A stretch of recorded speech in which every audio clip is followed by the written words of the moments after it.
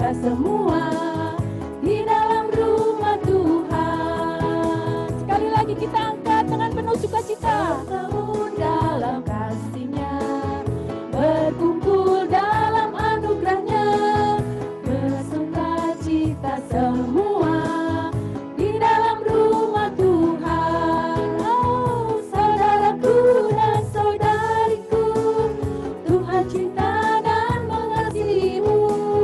Mari bersuka cita semua di dalam rumah Tuhan. Oh, saudaraku dan saudariku, Tuhan cinta dan mengasihimu.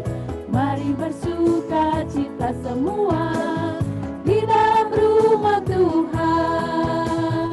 Mari bersuka cita semua di dalam rumah Tuhan. Mari bersuka cita semua di dalam rumah Tuhan.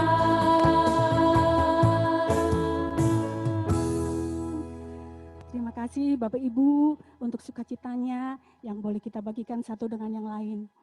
Saat ini kita akan masuk di dalam keheningan, kita akan membuka persekutuan doa malam hari ini dengan tanda kemenangan kita. Demi nama Bapa dan Putra dan Roh Kudus. Amin. Selamat malam Allah Bapa yang penuh kasih. Terima kasih Bapa untuk malam hari ini kami boleh kembali bersatu, berkumpul untuk diam di dalam hadirat-Mu karena kami rindu akan Engkau Tuhan. Dan saat ini kami pun mau mengucap syukur untuk penyertaan-Mu di dalam kehidupan kami, khususnya sepanjang hari ini Bapa. Kami malam hari ini boleh dalam keadaan sehat dan penuh sukacita.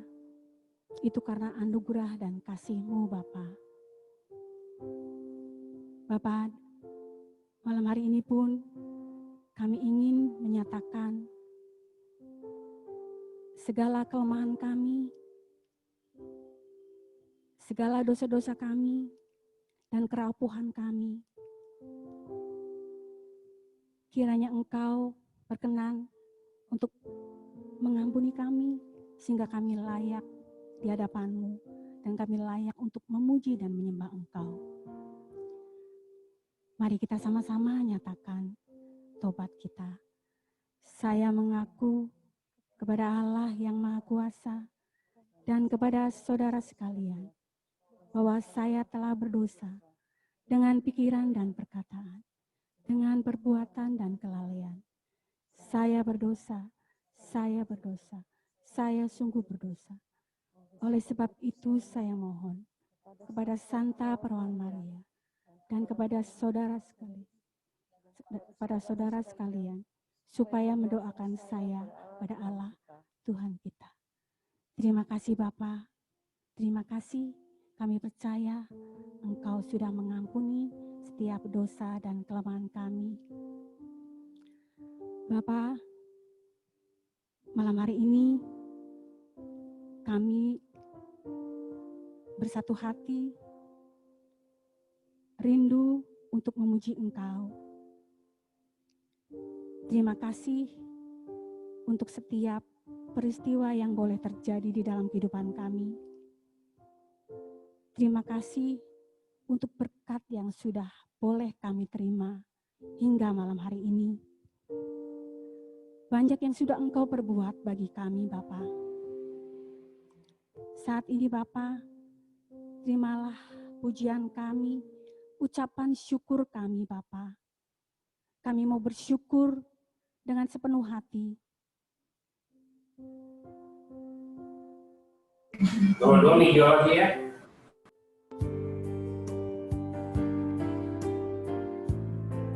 Mari kita bersama-sama ungkapkan syukur ini dengan sepenuh hati.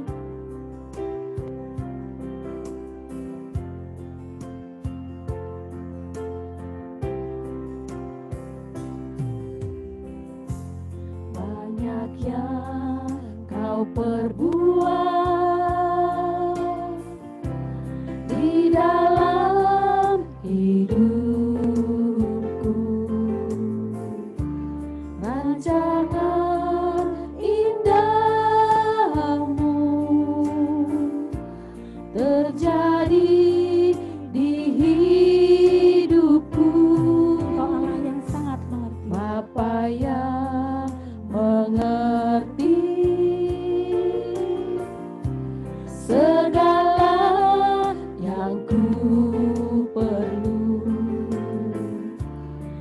kasih-Mu sempurna, nyata dalam hidupku. Ku bersyukur Bapa, ku bersyukur Tuhan, buat kasih setia-Mu di dalam hidupku.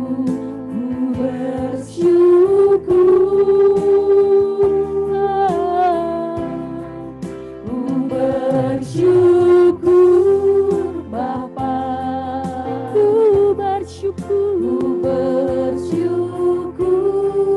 Tuhan,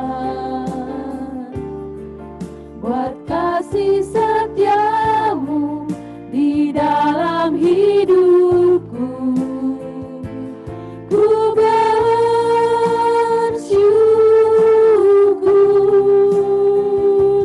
Tuhan.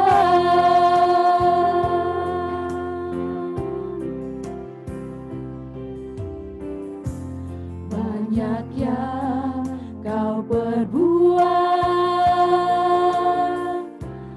di dalam hidupku, rancangan indah-Mu terjadi di hidupku. Bapa yang mengerti segala yang ku perlu, kasih-Mu sempurna, nyata dalam hidupku. Ku bersyukur Bapa,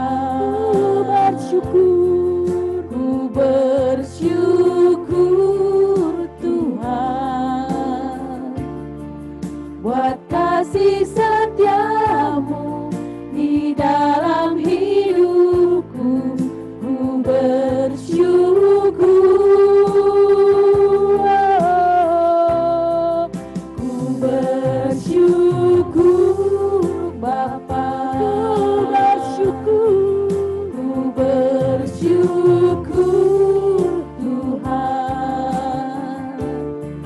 buat kasih setia-Mu di dalam hidupku. Ku bersyukur, ku bersyukur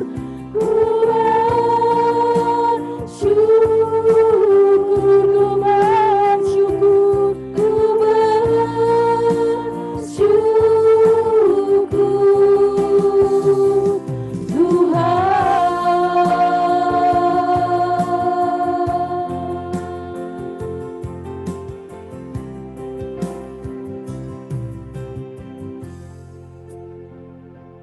Benar Bapa, kami sungguh bersyukur mempunyai Allah seperti Engkau. Allah yang penuh kasih, Allah yang selalu mengerti kami, Allah yang selalu ada bagi kami. Terima kasih Bapa, terima kasih. Bapa, saat ini kami mau masuk lebih dalam lagi Bapa ke dalam hadirat-Mu. Lihatlah hati kami saat ini Bapa, yang rindu untuk jamahan-Mu. Sentuh hati kami Bapa, Kau Allah yang dahsyat, Kau Allah yang perkasa, Kau layak disembah.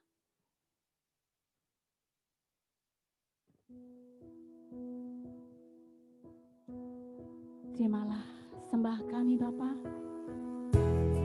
terimalah hati kami Bapa.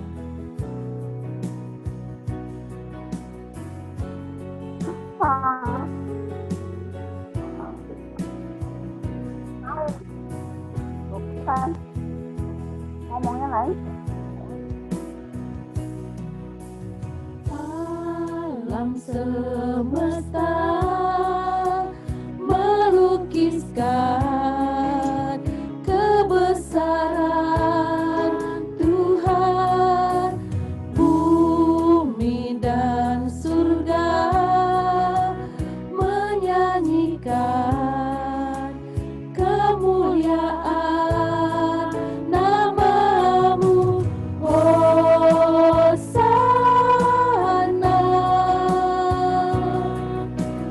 Hosana.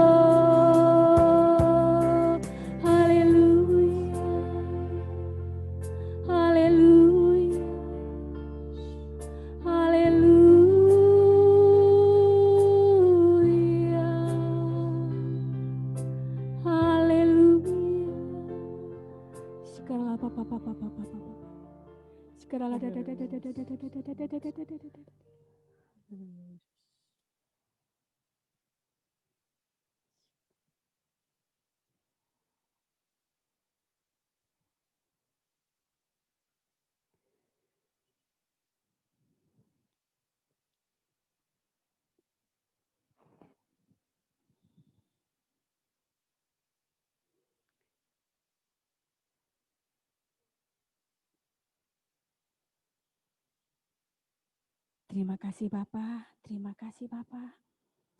Terima kasih untuk urapan-Mu kepada kami. Kami sungguh merasakan hadirat-Mu saat ini Bapa. Terima kasih Bapa.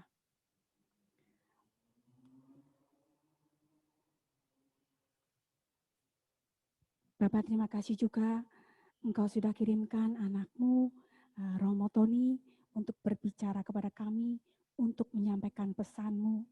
Kiranya urapi Romo Tony dengan kuasa yang daripada-Mu Bapa, seluruh keberadaannya, pikirannya, lidah dan bibirnya, sehingga apa yang akan beliau sampaikan itu sungguh berasal daripada-Mu dan akan memberkati kami semua.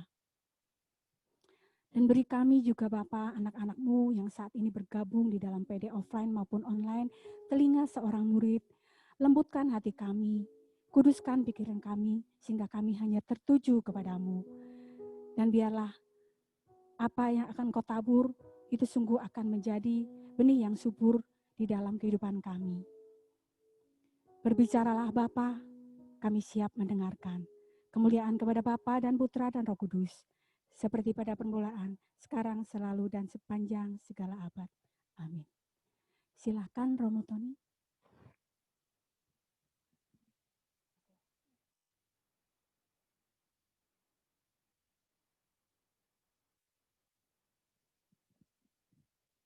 Shalom.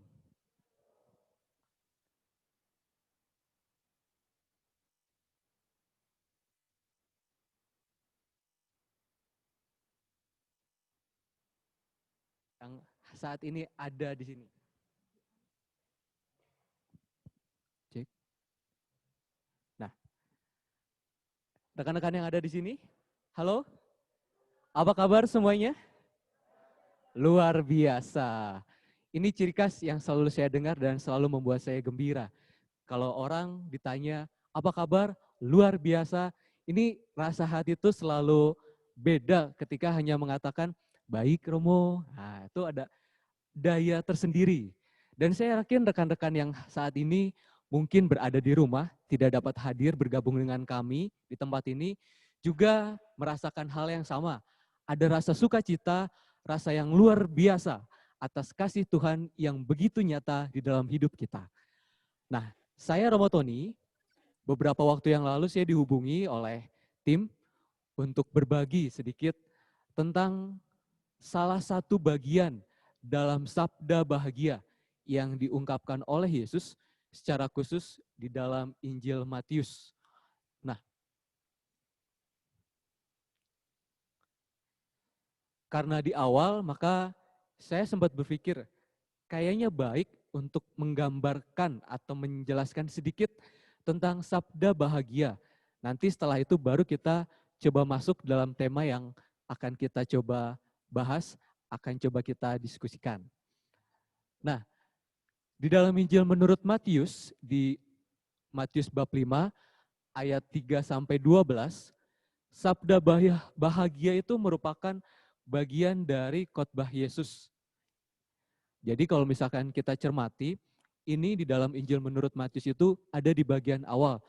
Rentetan khotbah Yesus mulai dari bab 5 dan seterusnya untuk sabda bahagia, mulai bab 5 ayat 13 sampai dengan 12.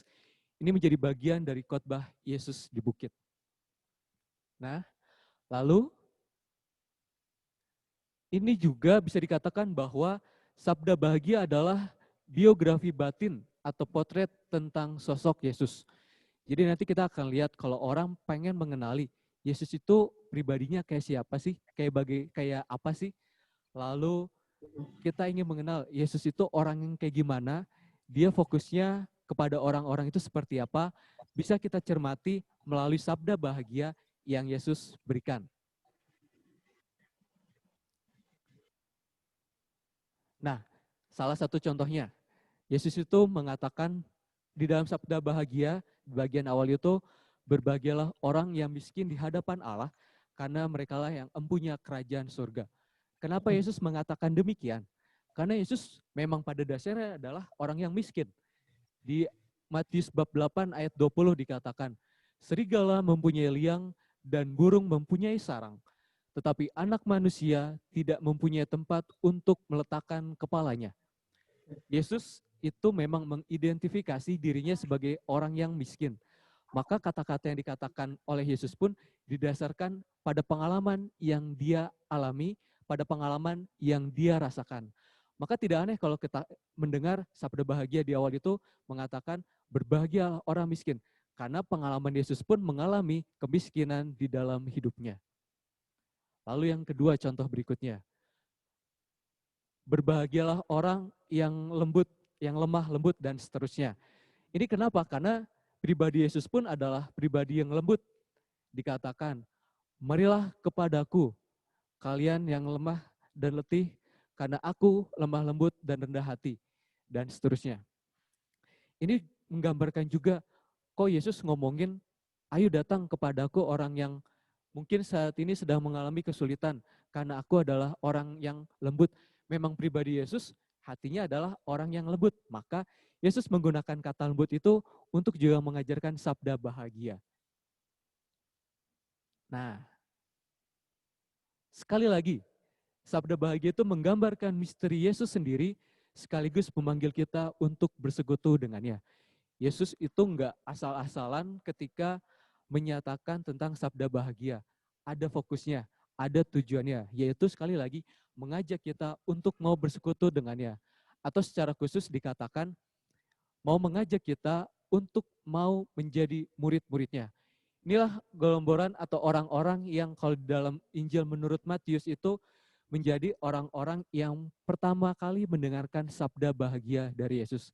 Kalau kita cermati nanti dalam sabda bahagia menurut Matius, Yesus itu berkata pertama kepada para murid, dia naik ke atas bukit, lalu berkata kepada para murid tentang sabda bahagia itu. Maka kita pun seperti para murid ini, diajak untuk mau bersekutu dengannya, untuk juga bisa mengalami dan merasakan sabda bahagia yang disampaikan oleh Yesus. Nah, barulah itu gambaran umum mengenai sabda bahagia yang disampaikan oleh Yesus. Kita mari masuk sekarang pada inti atau tema yang akan kita coba renungkan. Saya mendapatkan kesempatan untuk mencoba mendalami tentang sabda bahagia yang pertama, yaitu berbahagialah orang yang miskin di hadapan Allah, karena merekalah yang empunya kerajaan surga. Dari Matius bab 5 ayat 13. Nah, masalahnya adalah sabda bahagia yang disampaikan oleh Yesus itu kok rasa-rasanya tuh menjadi sabda yang aneh dan gak masuk akal. Kok aneh sih atau gak masuk akal? Kok bisa? Masalahnya adalah orang miskin dikatakan disuruh berbahagia. Ini kan kalau dalam pola pikir kita itu aneh itu, gak masuk akal gitu. Yang ada miskin itu adalah sengsara, susah, menderita. Gak ada dalam bayangan kita miskin itu bahagia. Gak ada juga orang yang cita-citanya menjadi orang miskin. Kenapa? Agar bisa bahagia. Tidak. Orang bekerja, orang berusaha agar bisa mencukupi kebutuhannya dan bisa merasakan kebahagiaan. Itulah logika yang ada. Maka bisa dikatakan, atau mungkin kita berpikir bahwa kok sabda bahagia itu seakan-akan tidak sesuai dengan situasi zaman pada saat ini. Nah, realitanya coba kita lihat. Kalau orang ingin dikatakan bahagia itu seperti apa? Tadi, tidak ada orang yang mau hidup miskin. Mungkin dari 10 atau 9 dari 10 orang akan mengatakan demikian. Mungkin hanya 1 orang, mungkin bukan 9 dari 10, mungkin 1 dari berapa ribu orang mungkin mengatakan, oke, saya pengen hidup miskin, tapi rasa-rasanya itu agak mustahil untuk menemukan orang yang demikian. Kok mau hidup miskin? Karena tidak ada di dalam bayangan kita, miskin bahagia itu tidak ada, sekali lagi yang ada itu susah. Realitanya, rugi dikit pun tidak mau. Contohnya, kalau belanja kita ngasih uang katakanlah 100.000. Belanjanya mungkin hanya 68.000. Dikembalikan 30.000. Kita mikir, ih si ibunya atau orang yang menjual itu kok ngambil untung 2.000. Ini kan kita 2.000 aja masih mikir. Kalau dalam bahasa Sunda mah ya masih keneh kirang 2.000 keneh. Nah, kok 2.000 itu kan bagi kita mungkin sesuatu yang berharga, sesuatu yang apa ya, yang kalau masih bisa didapatkan itu tidak mungkin dilepaskan. Kurang dikit kalau belanja pun masih kalau gimana caranya didapatin lah. Atau ketika orang sedang punya usaha, rugi dikit pasti nggak mau. Dia pengennya untung dikit yang mungkin atau mungkin banyak. Tapi kalau orang berpikir orang punya usaha pengennya rugi itu nggak mungkin ada. Bahkan sedikit mungkin ada keteledoran dikit ketika dihitung kok rugi padahal sebenarnya harusnya bisa untung tapi ternyata ada keteledoran lalu rugi. Itu orang juga pasti mikir kok bisa sampai segitu, dicarilah akarnya kayak gimana, asal usulnya kayak gimana, sumbernya kayak gimana yang membuat oh ternyata ada salah. Mungkin bisa dia mengatakan, oh iya ada salah, tapi tetap aja di dalam hatinya nggak mau merasa rugi ketika orang berusaha itu, ada usaha itu. Lalu, yang disebut bahagia itu gimana sih? Nggak pusing mikirin cicilan, biaya hidup, dan sebagainya. Kalau orang zaman sekarang mungkin masih mikir, saya nggak tahu nih pengalaman dari Bapak Ibu sekalian. Rasa-rasanya masih sama kali ya, nggak mau pusing mikirin cicilan rumah yang masih mungkin baru mulai berumah tangga. Satu hari pertama ketika perayaan happy, hari kedua aduh mikir cicilan rumah kayak gimana, lalu mikir nanti biaya hidup bagaimana, lalu mikir nanti kalau udah punya anak biaya pendidikan bagaimana, pusing. Padahal kalau bahagia kan pengennya rumah udah ada, biaya hidup terjamin, pendidikan anak yang terbaik, pengen jalan-jalan kemana bisa. Rasa-rasanya nggak ada ya Bapak Ibu ya? Atau ada? Nggak ada kayaknya ya. Nah itu juga. Lalu kalau pengen membeli sesuatu itu nggak pakai mikir-mikir. Pengen keluaran handphone terbaru. Kadang-kadang mikir, wah harganya masih mahal banget. Nantilah nunggu agak turun. Nanti ketika harganya sudah turun, muncul HP yang baru lagi, model terbaru. Pengen juga. Lalu, wah nanti aja lah nunggu turun lagi. Muncul lagi yang terbaru. Begitu terus mikir. Karena uangnya takut nggak cukup. Atau takutnya nanti ketika udah beli, ada kebutuhan lain. Atau kalau misalkan yang sudah berkeluarga, pengen liburan dengan anak-anak. Wah bayangannya pengen liburan ke Raja Ampat yang biar bisa selfie di mana-mana, kan keren banget itu. Atau ke Labuan Bajo, atau mungkin ke luar negeri sekalian. Pengennya ke sana, tapi faktanya realitanya, wah kalau misalkan harus ngeluarin uang banyak untuk liburan sekali ke sana, mikir-mikir, akhirnya ya udahlah yang deket-deket aja, kemana? Ke Lembang, kemana? Ke Pangandaran, atau ya udah kemana? Nih yang deket ke TSM, masih bisa lah kayaknya. Pengennya yang jauh, pengennya yang wah, pengennya yang bisa apa ya, katakanlah berkesan. Karena mungkin itu sekali dalam seumur hidup, tapi lagi-lagi orang mikir, wah biayanya mahal dan sebagainya dan sebagainya. Padahal kalau orang bahagia, pengennya, kalau pengen sesuatu, langsung aja pergi. Pengen beli sesuatu, langsung aja beli tanpa mikir apa-apa. Ini menjadi realita yang seringkali kita alami dalam hidup kita. Mungkin ada pengalaman-pengalaman konkret juga yang dialami oleh Bapak Ibu, selain yang tadi ya, yang hal-hal kecil ini aja. Mungkin ada yang lebih susah yang dialami, udah bayar kontrak cicilan rumah, ternyata situasi di sekitarnya tidak, dalam tanda kutip tidak enak, tetangganya nggak enak, lalu juga mungkin jauh kemana-mana, pengenlah punya rumah yang lebih baik, situasinya lebih baik, tapi lagi-lagi mikir, aduh, uangnya masih belum cukup, aduh, nanti kalau misalkan kita beli, maksain beli, nanti kita hidupnya bagaimana, dan seterusnya, dan seterusnya. Lagi-lagi mikir, orang pengen bahagia, tapi mikir. Dan ini menjadi realita yang sering kali kita alami di dalam hidup kita. Nah,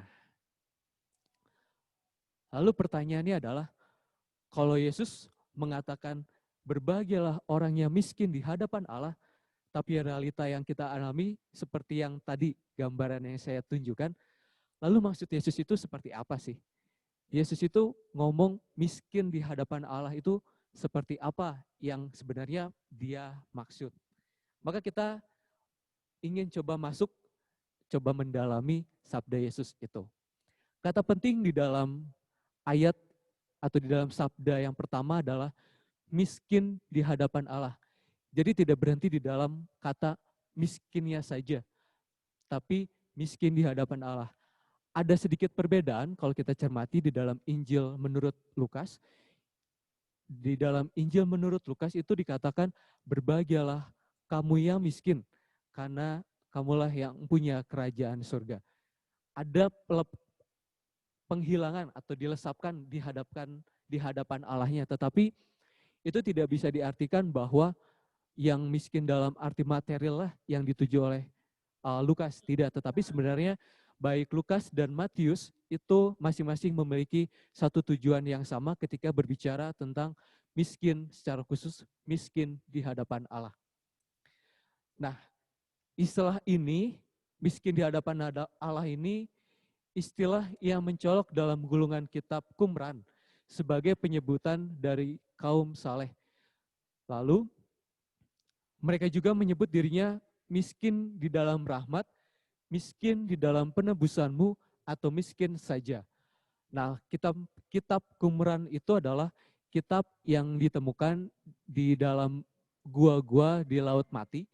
Di sana mereka menemukan ada gulungan-gulungan kitab yang tersembunyi, dan itulah yang disebut dengan kitab-kitab Qumran. Dan di dalam itu setelah dibuka, diteliti, oh ternyata ada satu istilah yang banyak digunakan, yaitu selain miskin di hadapan Allah, miskin di dalam rahmat itu, miskin di dalam penebusanmu, atau miskin saja. Istilah-istilah ini yang seringkali muncul di dalam gulungan-gulungan kitab Qumran. Nah, kenapa disebut miskin di hadapan Allah atau miskin di hadapanmu dan sebagainya? Ini latar belakangnya adalah pada masa penaklukan Babilonia atas Yudea, 90% orang Yudea terbilang sebagai kaum miskin. Jadi ketika ada penaklukan, kalau istilah kita penjajahan, ini hampir 90% orang Yudea itu menjadi kaum miskin. Ini terjadi karena kebijakan pajak Persia yang berujung pada situasi kemiskinan dramatis setelah pembuangan.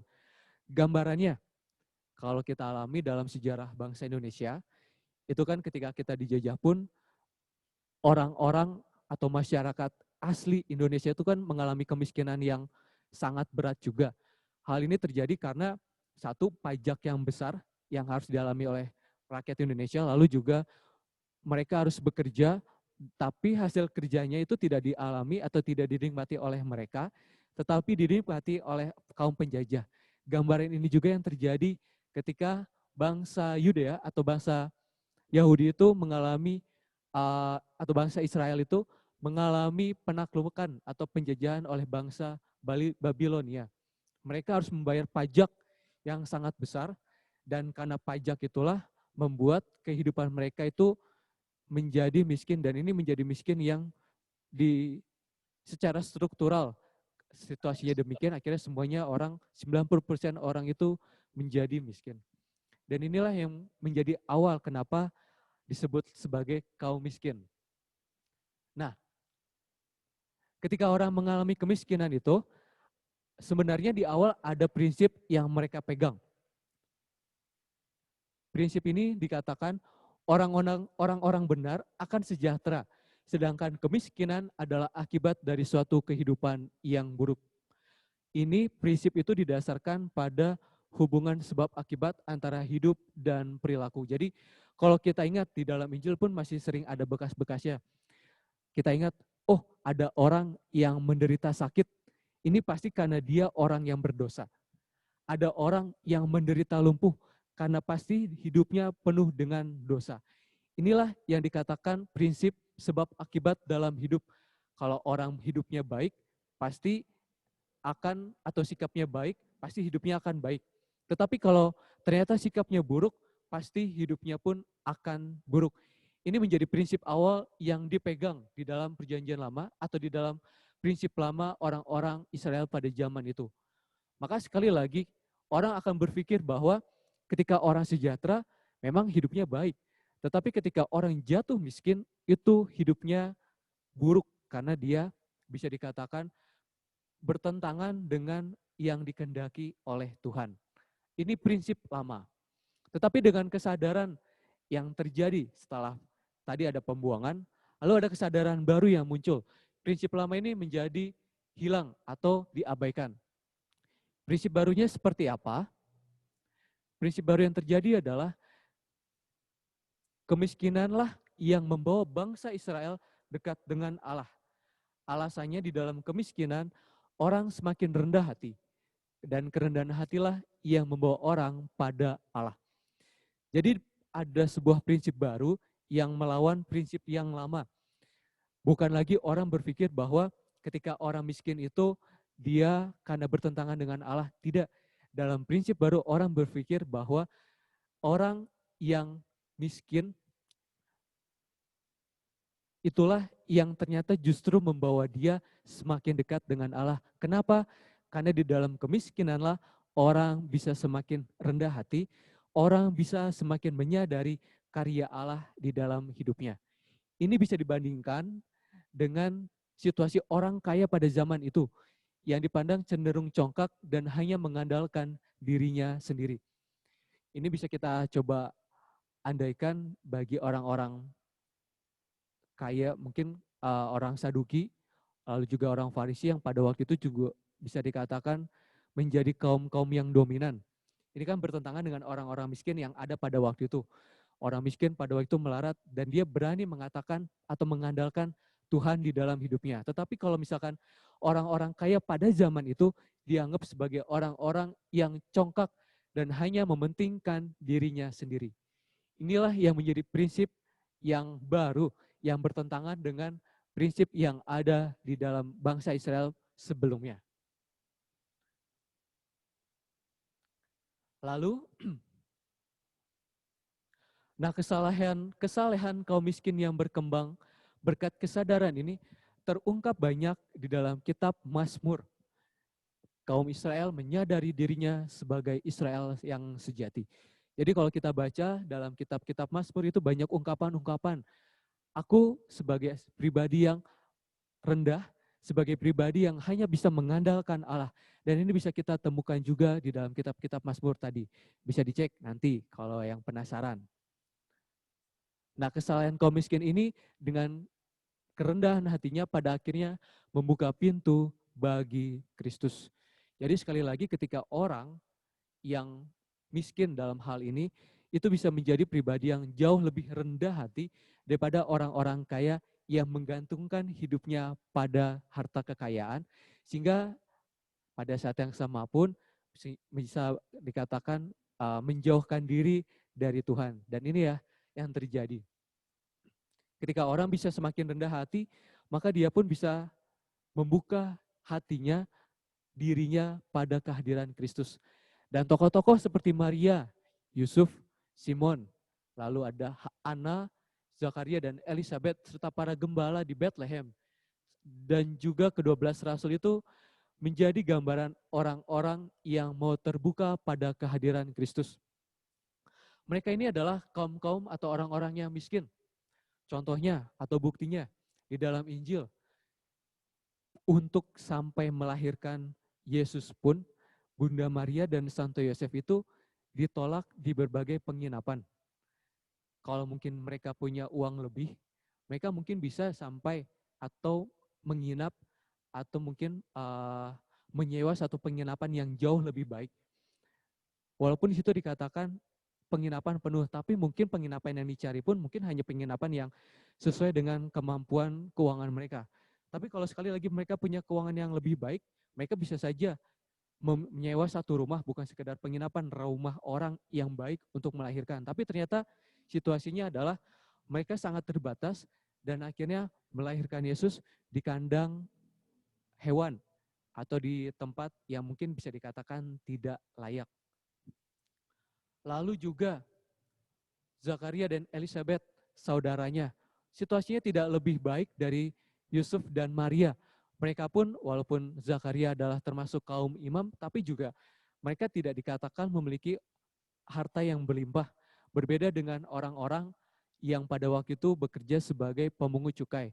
Mereka bisa dikatakan kalau zaman sekarang itu kayak pemungut pajak, orang yang punyai harta lebih daripada orang-orang yang ada pada umumnya. Ini mereka orang-orang yang miskin bisa dikatakan. Gembala. Gembala itu menjadi orang-orang yang diandaikan bukan sebagai pemilik ternak, tapi hanya diberi tugas untuk menggembalakan. Maka bisa dikatakan mereka sebagai pesuruh-pesuruh saja. Orang-orang miskin. Dan ternyata di dalam Injil pun dijelaskan bahwa merekalah orang-orang yang justru membuka hatinya kepada Yesus, membuka hatinya pada kehadiran Kristus. Berbeda nanti kalau kita lihat atau bandingkan dengan Raja Herodes. Raja Herodes justru memerintahkan untuk membunuh para bayi yang masih kecil karena takut kekuasaannya terkalahkan, takut kekuasaannya diambil. Dan ini sekali lagi menjadi gambaran ternyata orang-orang miskin pada zaman itulah menjadi orang-orang yang mau menerima kehadiran Kristus. Nah, tidak hanya di situ, Paulus pun ternyata sudah mencoba melihat atau menilai sebenarnya orang-orang miskin itu seperti apa sih? Mereka itu adalah orang-orang yang tidak mau pamer hasil kerjanya di hadapan Allah. Di zaman sekarang banyak orang yang seringkali bahasanya adalah pansos, panjat sosial. Ada kesempatan bisa mengambil keuntungan dari orang lain. Dia bisa menjadi terkenal, dia bisa menjadi lebih banyak dilihat oleh orang. Dikit-dikit bisa jadi viral dan sebagainya. Nah, orang-orang ini justru berkebalikan dengan yang terjadi pada zaman sekarang.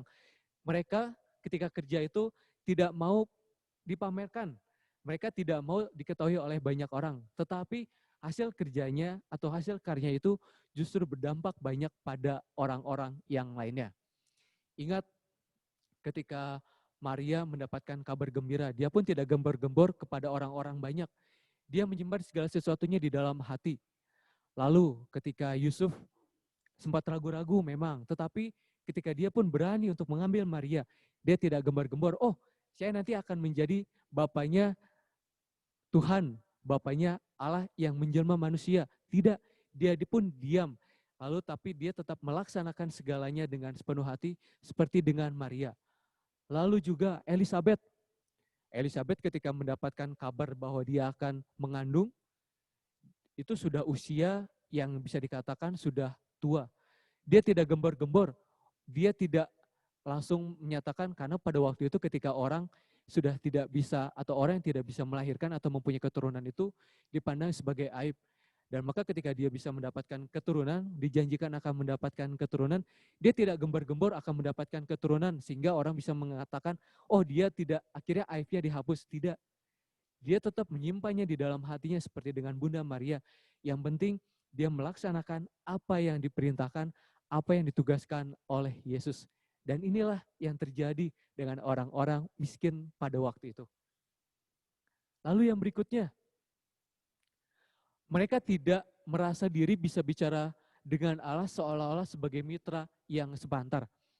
Kadang-kadang kita ketemu orang yang mungkin baru sebatas kenal ya, baru kenal 1 kali, 2 kali, tapi seolah-olah tuh udah sok akrab, sok bisa dekat, sok bisa seolah-olah itu kok kayaknya dia tuh tahu segala hal tentang saya, kok seolah-olah dia itu pengen dekat dengan saya, padahal mungkin secara status katakanlah, atau secara ini sebenarnya tidak ada hubungan apapun dengan saya.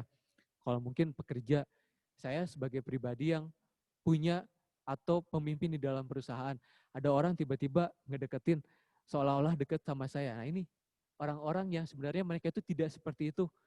Mereka menyadari dirinya tetap sebagai pribadi yang rendah hati, pribadi yang rendah di hadapan Allah, walaupun sekali lagi mereka itu orang-orang yang dipercaya oleh Allah. Lalu juga mereka tidak menuntut ganjaran atas apa yang telah mereka lakukan.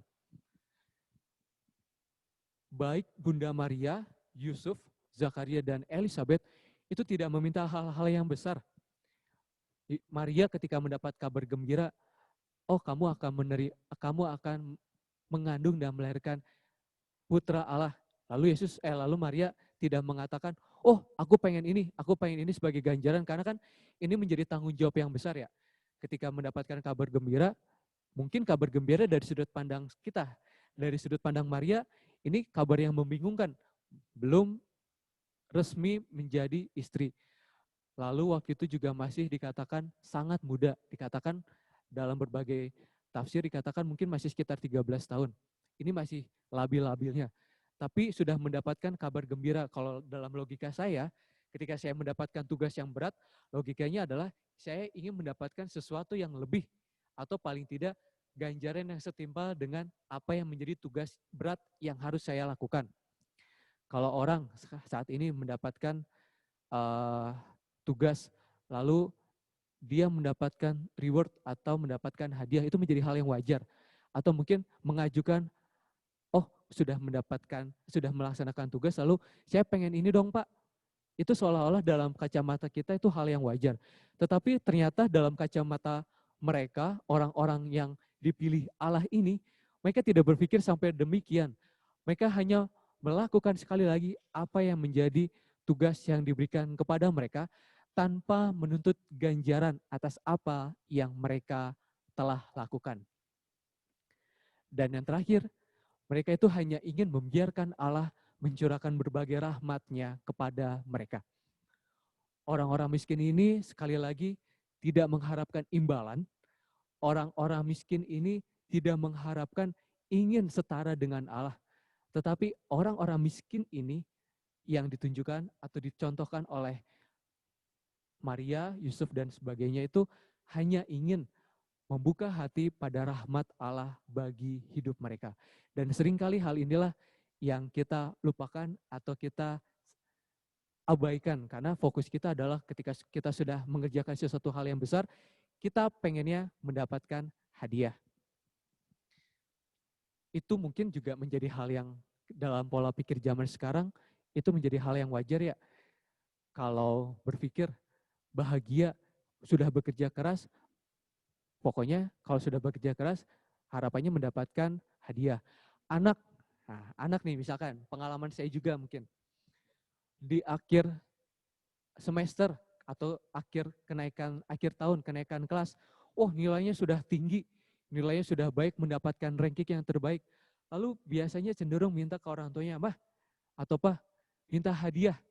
Loh hadiah apa? Loh aku udah dapat ranking, aku udah mendapatkan nilai yang bagus, masa nggak dapat hadiah? Dan orang tuanya pun akan berpikir, oh ya udah, ini sebagai katakanlah dukungan kepada mereka, reward kepada mereka, kepada anaknya, karena sudah bekerja dengan baik, karena sudah belajar dengan baik.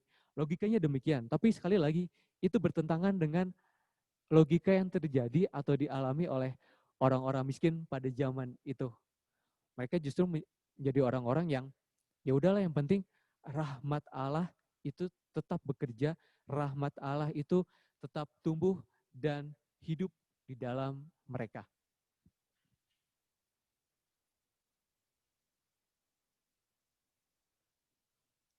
Nah, miskin yang dimaksud adalah keadaan tak berdaya dari orang yang tidak memiliki harta apapun dan tidak mengharapkan pertolongan dari siapapun, sehingga hanya percaya dan mengandalkan bantuan Allah. Jadi memang pada waktu itu, kemiskinan yang dimaksud itu adalah kemiskinan dalam hal materi. Pada waktu itu, kita bicara pada waktu itu. Kenapa? Karena ketika orang tidak memiliki harta apapun dan tidak mengharapkan pertolongan dari siapapun, dia sekali lagi hanya percaya kepada Allah. Ia sepenuhnya mengandalkan Allah karena membutuhkannya seperti orang yang mengosongkan diri dan dengan sikap rendah hati mohon agar Allah memenuhi dirinya. Satu-satunya pengharapan, satu-satunya pegangan hidup di dalam hidupnya adalah Allah itu sendiri. Nah, ini yang menjadi poin penting ketika orang mau mendalami sabda bahagia yang pertama, berbahagialah orang yang miskin di hadapan Allah karena merekalah yang empunya kerajaan surga. Miskin di hadapan Allah adalah kemiskinan karena orang tidak memiliki jaminan hidup dan sumber pertolongan kecuali dari Allah sendiri. Ini menjadi kesimpulan sementara dari perjalanan mencoba mendalami arti kemiskinan di hadapan Allah yang sudah dari tadi kita mulai. Nah, lalu kita mungkin berpikir, kalau gitu agar kita bisa mendapatkan kebahagiaan di dalam Allah, kita harus miskin semiskin-semiskinnya. Atau kalau bisa melarat semelarat-melaratnya. Nah, jangan tergesa-gesa untuk mengambil kesimpulan. Karena pasti, coba saya tanya, emang ada di sini yang mau hidup miskin? Nggak ada. Jangankan miskin ya, pas-pasan aja mungkin kalau bisa mah, ya lebih dikit lah. Pas butuh, pas ada. Pas nggak butuh, ya kalau bisa tetap ada. Nah, itu prinsip yang ada zaman sekarang kan kayak gitu ya. Nggak ada orang yang mau miskin, saya pun mikir-mikir. Walaupun saya mengikrarkan janji ketaatan, lalu kemurnian, dan kemiskinan. Tetapi miskin seperti apa dulu yang kita bayangkan? Bapak Ibu juga tidak mau, saya juga tidak mau. Saya juga orang, manusia biasa, nggak mau dong. Kayak mungkin, mohon maaf, mungkin sampai harus meminta-minta di pinggir jalan. Pasti juga Bapak Ibu nggak mau. Yang penting, kalau nggak miskin, paling tidak pas butuh, pas ada, pas nggak butuh, bagaimana tetap ada.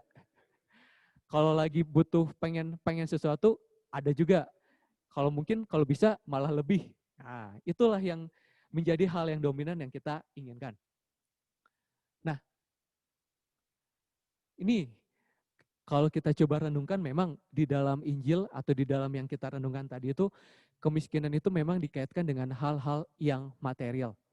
Tetapi sebenarnya kalau ditafsirkan lebih dalam lagi, sebenarnya itu kemiskinan itu tidak hanya berkaitan dengan hal yang material saja.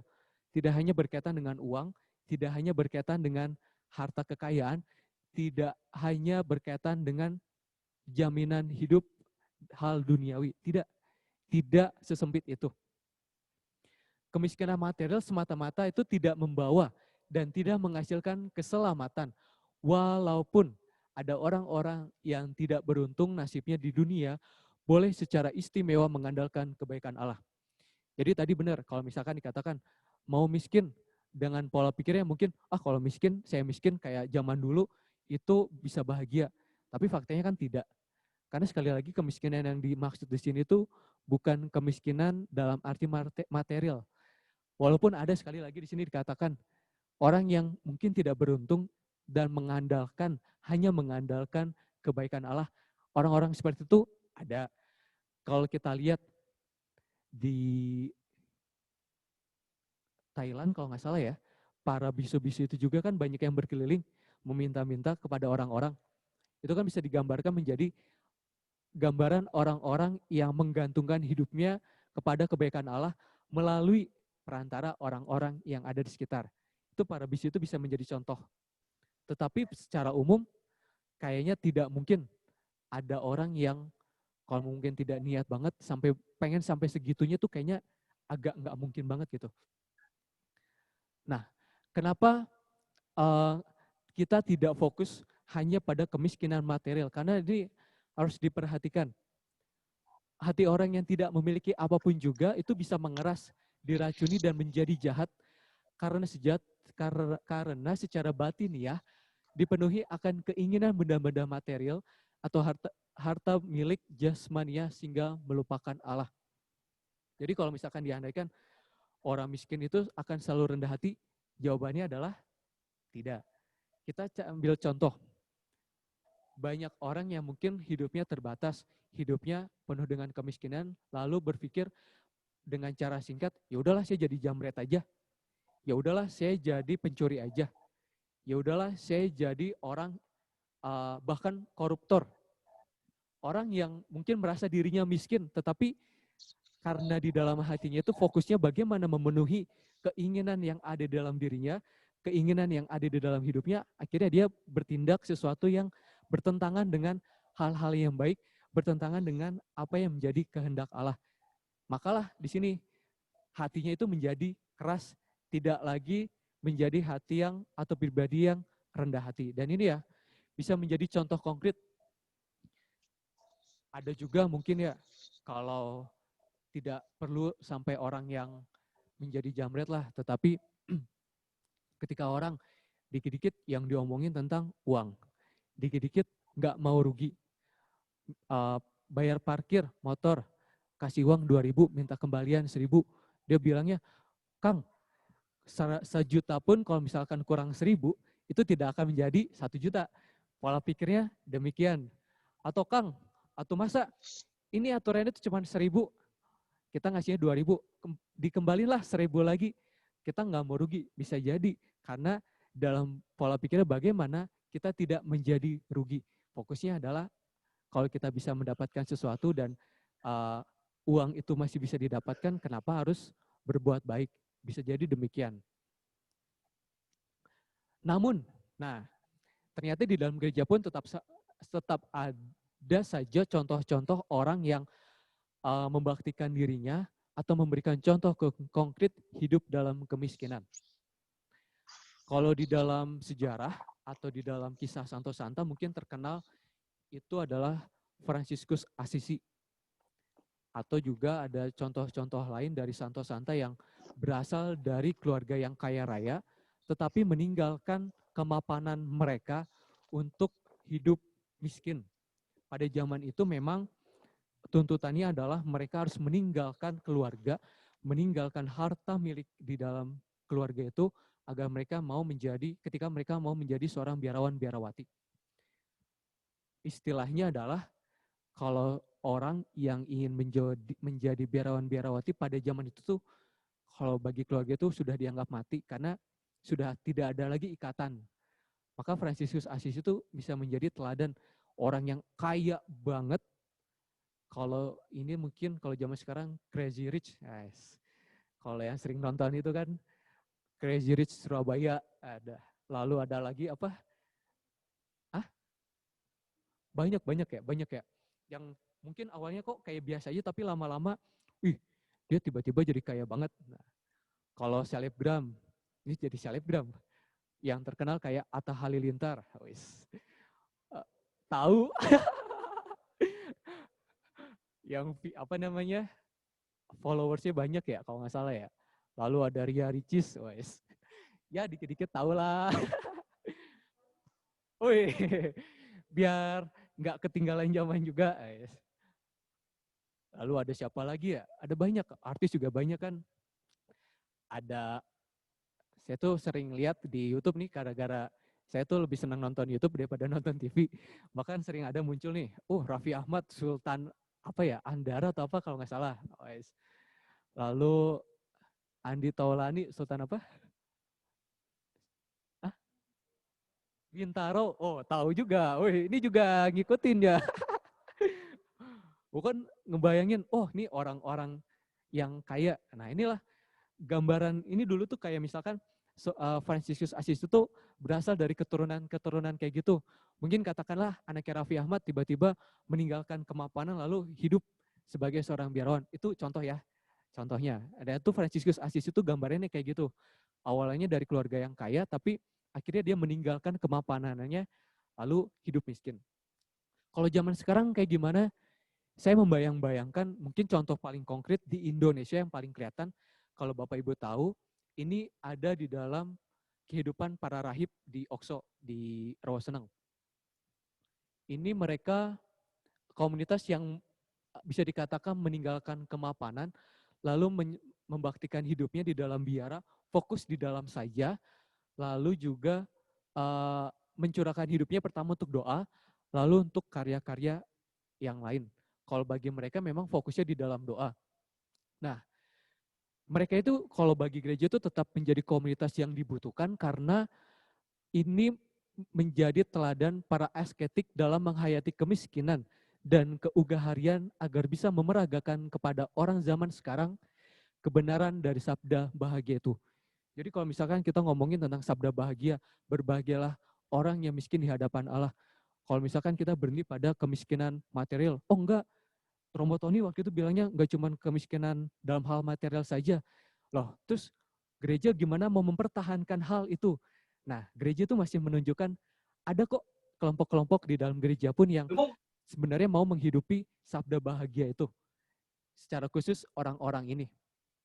Mereka pun mungkin bisa dikatakan mereka jarang sekali. Mungkin kalau saya masih mendapatkan kesempatan cuti 1 tahun, ada berapa hari. Tapi mereka itu mungkin hanya waktu-waktu tertentu dan mungkin dengan jangka waktu yang lebih singkat bisa berkunjung kepada keluarganya. Mereka pun sudah tidak memiliki katakanlah apa ya kemungkinan untuk memiliki sesuatu. Mereka tidak bisa jalan-jalan. Jelas kalau saya masih bisa keliling-keliling. Mentok-mentok nih deket TSM. Bapak Ibu masih bisa jalan-jalan kemana kek? Masih bisa. Mereka ini mungkin mentok-mentok hanya sekitar mereka, di sekitaran biaranya saja. Hidupnya dipenuhi dengan doa dan kerja. Kalau ada karya pelayanan yang dibutuhkan, orang-orang yang butuh bantuan, mereka melakukan atau membantu. Nah, ini bisa menjadi contoh teladan ketika orang berkata, kemiskinan walaupun yang ditunjukkan di sini bukan hanya yang material saja, tetapi gereja tetap menunjukkan bahwa ada kok orang-orang yang hidupnya seperti itu. Nah, kenapa mereka pun menjadi salah satu contoh? Karena gereja ini menunjukkan bahwa kepemilikan pun berarti sebuah karya pelayanan. Mereka hidup dengan contoh para rahib ya. Mereka bekerja, mereka tuh punya peternakan juga, mereka punya perkebunan dan hasilnya itu digunakan untuk memenuhi kehidupan mereka dan kalau ada yang membutuhkan akan dibantu orang-orang lain. Dan inilah mereka bisa menjadi gambaran kepemilikan yang mereka miliki itu, kepemilikan mereka itu atau harta benda yang mereka miliki itu juga berarti karya pelayanan bagi orang-orang yang ada atau orang-orang yang membutuhkan. Namun, nah ini, kemiskinan juga kalau tadi Romo Tony bilang kemiskinan itu bukan hanya hal material, tapi di sini pun kemiskinan itu juga bukan hanya bersifat hal-hal yang rohani saja. Gak cukup hanya berusaha menjadi orang yang rendah hati tanpa ada tindakan konkret. Contohnya, kalau ada orang yang tetangga atau keluarga yang membutuhkan bantuan, anaknya mau masuk sekolah, lalu, oh nanti saya bantu dalam doa, saya rendah hati loh, nanti saya bantu dengan doa, nanti saya bilang ke romonya, nanti intensinya ya mau ketika misa. Nah, hal-hal yang rohani saja tidak, tetapi tetap dibutuhkan suatu tindakan konkret, langkah konkret. Kalau dalam kata-kata, kalau misalkan pernah nonton film Tilik, Bu Tejo, film Tilik, pernah ada nonton film singkat yang ngomongin yang tokoh utama itu Bu Tejo, itu kan ada satu, jadi orang itu harus solutif. Ini kayaknya pengikutnya ini juga. Ini bisa menjadi sebenarnya tuh jargon yang lucu, tapi juga saya pikir menjadi hal yang menarik. Kalau cuma ngomongin kerendahan hati doang mah orang juga bisa. Tetapi ketika orang bisa menjadi pribadi yang solutif dan bisa melakukan langkah konkret, ini juga bisa menjadi contoh ketika dia benar-benar mengamalkan sabda bahagia, berbahagialah orang yang miskin di hadapan Allah. Nah, lalu pertanyaan terakhirnya adalah, relevansi buat kita apa dong? Kalau misalkan tadi dikatakan, nggak usah hidup miskin-miskin banget lah, tapi juga jangan yang rohani-rohani doang. Lalu relevansi buat kita apa? Nah ini,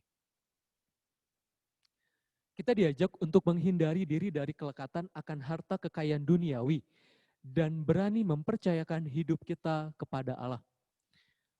Harta benda duniawi itu memang menjadi hal yang tidak ditentang oleh Yesus. Harta benda duniawi itu memang menjadi sarana yang membantu kita untuk bisa bertahan hidup.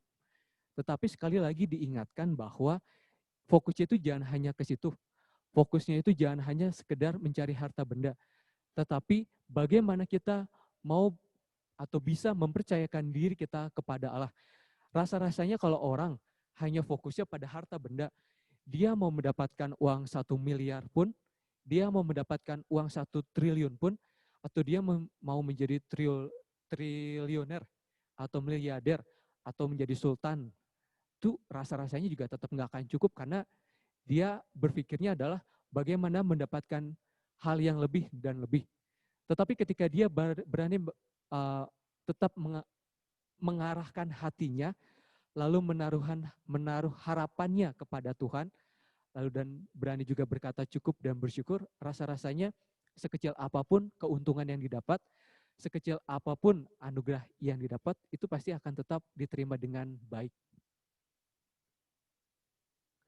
Dan di sini pun sekali lagi seperti yang saya katakan, Yesus itu tidak pernah mengatakan bahwa kekayaan adalah sumber kejahatan.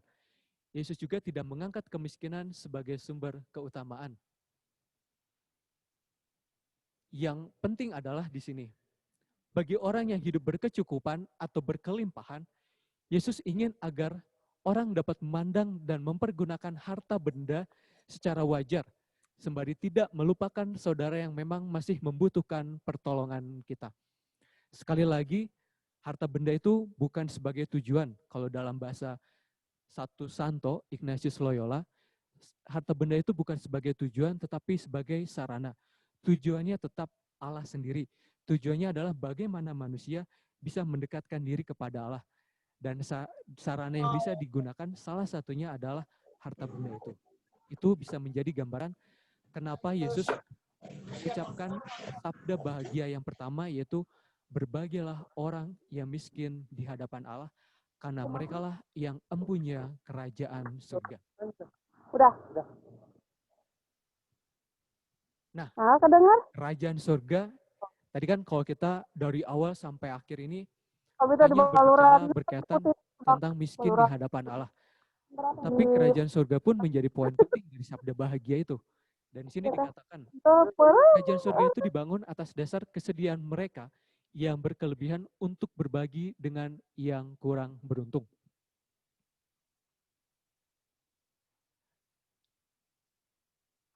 Nah, balik lagi dulu.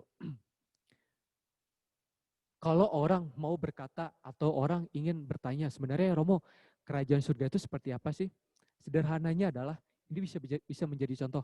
Kerajaan surga itu seperti orang yang mau ngasih sedikitlah buat saudaranya, ngasih sedikitlah buat sesamanya, itu bisa menjadi contoh kerajaan surga. Kenapa bisa dikatakan demikian? Karena di situ pertama, dari orang yang berkecukupan atau orang yang memiliki kelebihan, ada kerendahan dan kepekaan di dalam hatinya, di dalam hidupnya untuk peduli kepada orang yang membutuhkan. Lalu bagi orang yang mungkin berkekurangan atau hidup dalam keterbatasan, ini dia bisa menyadari sungguh, oh ini kebaikan Tuhan yang disalurkan kepada orang-orang yang ada di sekitarnya. Dan ini bisa menjadi gambaran atau di mana kerajaan Allah itu yang kita nggak usah mikir-mikir jauh-jauh kerajaan Allah itu yang kayak gimana. Langkah konkret tadi itu bisa menjadi wujud nyata kerajaan Allah di dunia itu menjadi hidup atau menjadi nyata. Nah, bagi orang yang hidup dalam kemiskinan atau keterbatasan, Yesus ingin agar orang tetap memiliki harapan akan kebahagiaan sekalipun terbelit dalam kemiskinan. Memang ketika orang hidup dalam keterbatasan, fokusnya adalah bagaimana memenuhi atau mencukupi kebutuhan itu. Sulit juga untuk bisa bahagia, tapi sekali lagi diingatkan oleh Yesus, janganlah fokusnya hanya ke sana saja. Fokusnya hanya bagaimana memenuhi saja, tetapi munculkanlah juga harapan akan kebahagiaan. Walaupun berada dalam situasi sulit, walaupun berada dalam situasi keterbatasan atau kemiskinan. Sekali lagi seperti yang tadi, kalau orang fokusnya hanya ke sana saja, tidak ada rasa syukur, mau mendapatkan uang sebanyak apapun, tetap aja mengatakan tidak cukup. Tetapi mungkin di tengah kesulitan, keterbatasan, dan kemiskinan, dia berani berkata cukup, dia berani berkata bersyukur, ini bisa menjadi tanda bagaimana dia pun merasakan kebahagiaan. Walaupun secara materi dia mengalami kemiskinan. Nah, maka bisa dikatakan bahwa baik orang yang berkecukupan atau orang yang mungkin dalam keterbatasan, sabda bahagia ini dua-duanya menjadi sabda yang relevan. Tidak hanya fokus pada orang yang hidup dalam keterbatasan, tidak juga fokus pada orang yang hidup hanya dalam kelimpahan atau berkecukupan. Dua-dua pihaknya atau semua orang di dunia ini menjadi sabda yang relevan dan bisa kita hidupi sebagai orang yang beriman.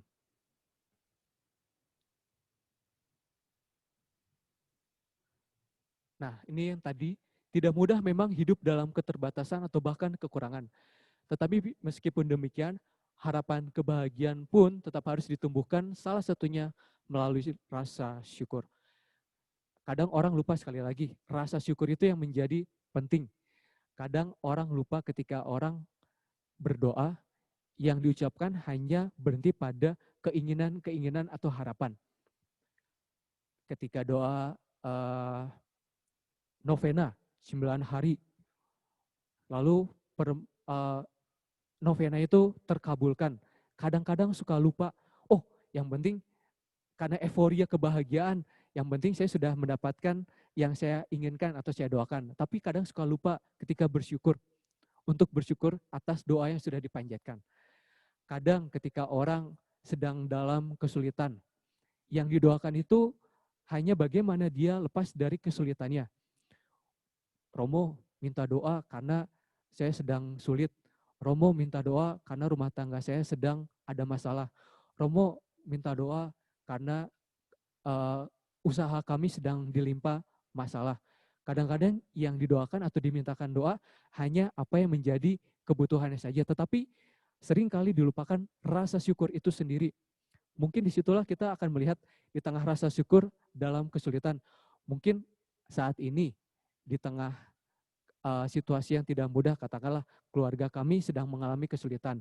Tetapi saya bersyukur karena mungkin melalui pengalaman sulit ini, saya bersama pasangan, saya bersama keluarga, akhirnya bisa belajar bagaimana menjadi keluarga yang baik, bagaimana menjalin komunikasi, sehingga melalui komunikasilah kami bisa sama-sama mencari jalan keluar yang terbaik.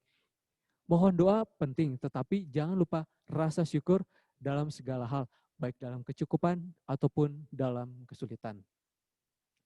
Dan akhirnya itu menjadi poin terakhir yang ingin saya sampaikan dalam kebersamaan kita pada hari ini. Sekali lagi saya sangat bergembira karena boleh bergabung dalam Persekutuan Doa Pembaruan Karismatik Katolik.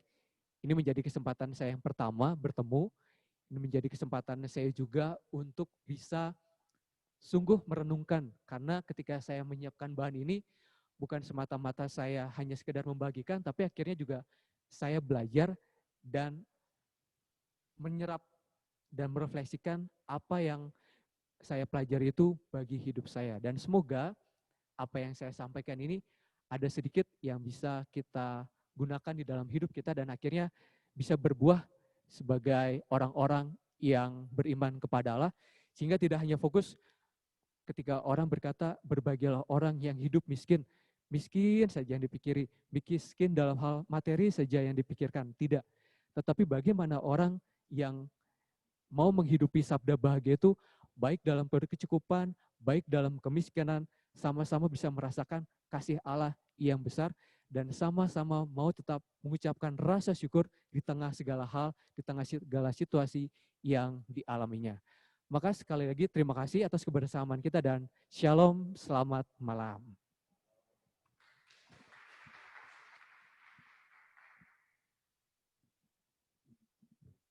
Terima kasih Romo Tony untuk firman-Nya yang sungguh memberkati kami dan pengajarannya yang luar biasa. Bapak Ibu yang terkasih, kita berikan aplaus kepada Romo Tony dan berikan jempolnya yang mungkin yang di depan layar, boleh perlihatkan jempolnya dan berikan kepada Romo Tony. Terima kasih Romo. Bapak Ibu yang terkasih, kita percaya dan kita imani juga bahwa apa yang kita miliki saat ini itu adalah milik Tuhan kita. Saat ini kami memberi kesempatan kepada Bapak Ibu untuk membagikan apa yang menjadi milik kita untuk kemuliaan nama Tuhan dan untuk pelayanan di PD Buah Batu. Bapak Ibu boleh melihat rekening ataupun informasi di depan layar dan selamat menabur dengan sukacita. Kita akan iringi persembahan ini dengan satu pujian, kita mau katakan berkat Tuhanlah yang membuat kita berbahagia dan berkat Tuhanlah yang menjadikan kita kaya.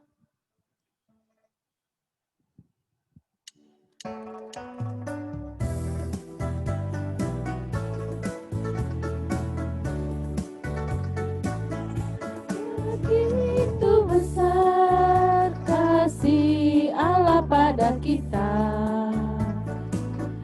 diberkatinya anak cucu kita di mana-mana. Tuhan mengubah miskin dan menjadi kaya. Dia merendahkan dan meninggikan juga. Berbahagialah bagi orang yang percaya. Anak cucunya pasti tidak akan meminta-minta, karena Allah menggenapi firman-Nya. Tiada yang mustahil bagi orang percaya. Tiada yang mustahil bagi orang percaya. Tiada yang mustahil bagi orang percaya. Terima kasih untuk persembahannya. Ada pengumuman untuk minggu depan, masih di dalam seminar 8 tema berbahagia. Minggu depan kita akan dilayani oleh Bapak Berman Ali dari Jakarta. Kami mengundang Bapak Ibu untuk hadir bergabung bersama kami, baik melalui Zoom, YouTube, ataupun PD offline, hadir di tempat ini.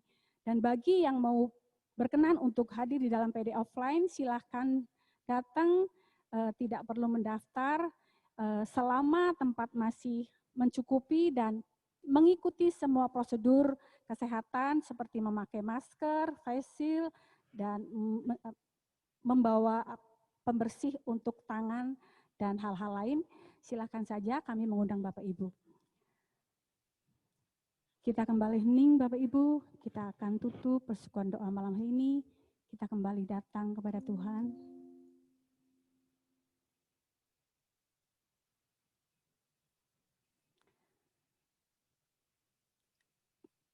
Bapak yang baik, terima kasih Bapak. Kami sungguh merasa diberkati dengan firman yang sudah Kau tabur melalui Romo Tony. Dan kiranya firman itu sungguh akan menjadi benih yang subur di dalam kehidupan kami, berakar dan berbuah. Dan menjadi tuntunan kami juga di dalam kami menjalani kehidupan ini. Bahwa Engkaulah kekayaan kami sesungguhnya. Kasih-Mulah kekayaan kami yang sesungguhnya. Bapak, kami juga berdoa bagi Romo Tony, kiranya Engkau berkati beliau dalam pekerjaannya, pelayanannya, ataupun segala hal yang beliau perbuat, Engkau selalu menyertai dan memberkatinya. Kami juga berdoa Bapak bagi seluruh anak-anak-Mu yang saat ini bergabung di dalam PD malam hari ini. Kau berkati mereka dengan berkat-Mu. Lindungi mereka dari mara bahaya dan sakit penyakit. Lindungi mereka dari pandemi yang saat ini masih melanda dunia ini. Dan kiranya biarlah roh damai sukacita selalu menyertai kami semua. Bapak, tuntun kami juga Bapak agar kami selalu di dalam kondisi sehat sehingga kami dapat mengikuti sesi selanjutnya pada hari Senin mendatang. Terima kasih Bapa, dan biarlah apa yang sudah kami dapatkan malam hari ini boleh kami bagikan bagi orang-orang yang kami cintai dan orang-orang di sekitar kami. Terima kasih Bapa, semua doa ini kami panjatkan melalui Putramu Yesus Kristus yang hidup dan bertata sepanjang segala masa. Amin. Demi nama Bapa dan Putra dan Roh Kudus. Amin. Romo boleh minta berkat?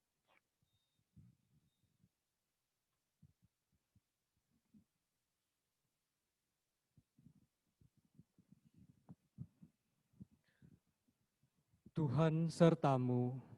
Dan sertamu juga. Semoga saudara sekalian diberkati oleh Allah yang Maha Kuasa, Bapa dan Putra dan Roh Kudus. Amin. Terima kasih Romo untuk berkatnya. Bapak Ibu yang terkasih, saat ini saya kembali mengajak Bapak Ibu, kita akan angkat pujian bahwa kita sudah terima sukacita malam hari ini melalui firman yang sudah ditabur oleh Romo Tony, dan biarlah ini menjadikan dan menuntun kita untuk selalu sukacita di dalam situasi apapun.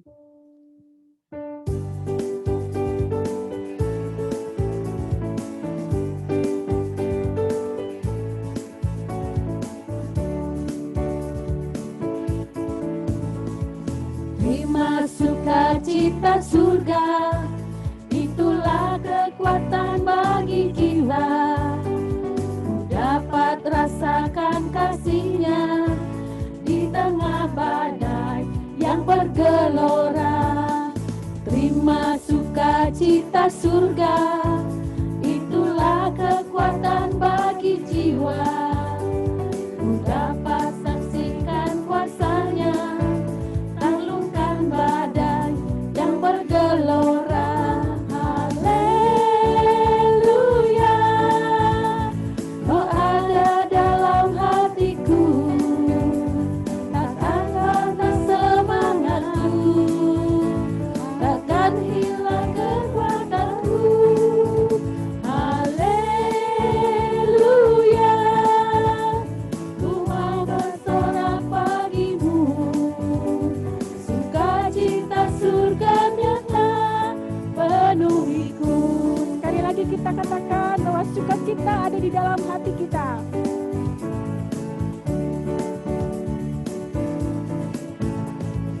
Terima sukacita surga, itulah kekuatan bagi jiwa. Ku dapat rasakan kasih-Nya di tengah badai yang bergelora. Terima sukacita surga. Terima sukacita surga, itulah kekuatan bagi jiwa. Ku dapat rasakan kuasa-Nya, taklukkan badai yang bergelora. Haleluya,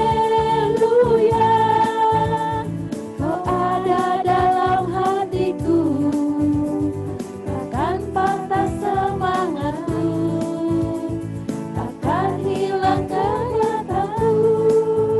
Haleluya, ku mau bersorak bagimu, sukacita surga nyata penuhiku. Sukacita surga nyata penuhiku. Sukacita surga nyata penuhiku.